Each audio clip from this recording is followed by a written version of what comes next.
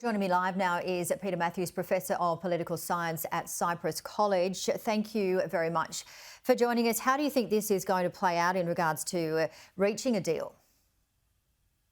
Well, they need to reach a deal, but I don't think they should hold the border policy as a hostage to aid the foreign policies that we need to accomplish, which they're doing right now. It's holding it back in terms of foreign aid and things that we have to do with other countries in Europe and Ukraine and Russia. This border policy should be separate. And President Biden is willing to compromise, and he's actually gotten a bit tougher already since the last few months. So I think the Republicans should take that as a clue and then go for it and try to get this thing resolved so we don't compromise our foreign policy. Professor Mathews, we've just had some breaking news. Israel has admitted to mistakenly have killed 3 hostages during combat in Gaza. Very sad news indeed. How do you think it's going to affect negotiations?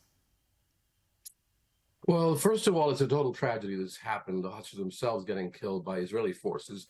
And then, of course, what happened October 7th was a terrible tragedy. But we have to look at the reasons for negotiation, Janie. This is a horrendous case where 18 to 20,000 Palestinian civilians have been killed already by the Israeli actions in the bombing of trying to kill Hamas.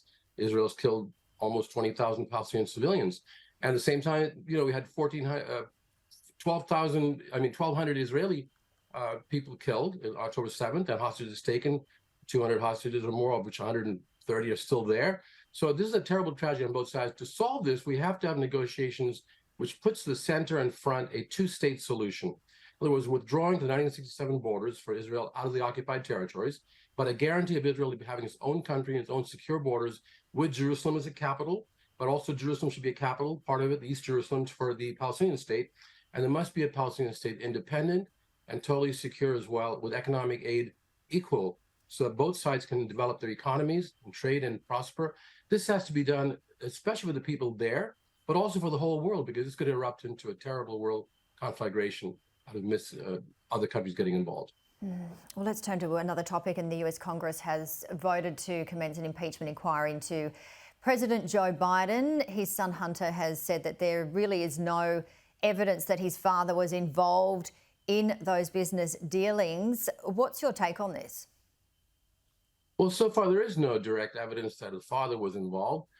There's implications that the Republican-led investigation is trying to make that just because Joe Biden's son Hunter paid Joe Biden back for a loan on a truck that he bought, because don't forget Hunter was having all these problems of chemical dependency, drug addiction, et cetera.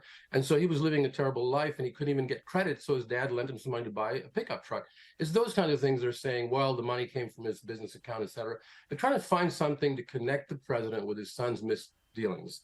And that's not really a good thing to do. If they're going to have concrete evidence for impeachment, then they should be done in the procedural way as the rule of law.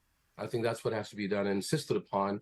And we hope they won't overstep their bounds and make insinuations about President Biden, although we need to have inquiries to find out what's going on.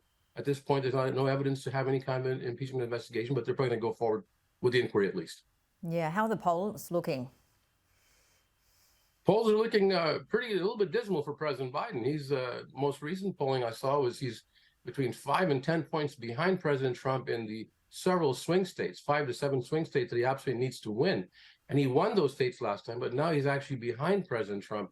Like I said, in some states like Georgia, behind 5 points, Trump, and he's also behind 10 points in Michigan. And that has also to do with his foreign policy position, how he stood, in the case of the conflagration, Israel and Hamas and Gaza. So that's taken over support from him as well, as also the economy. For many people, they don't see it benefiting themselves directly, even though the macro numbers are good.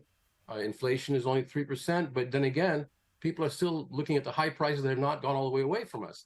The high prices the rate of increase of inflation went down, but the inflation stuff wasn't wiped out.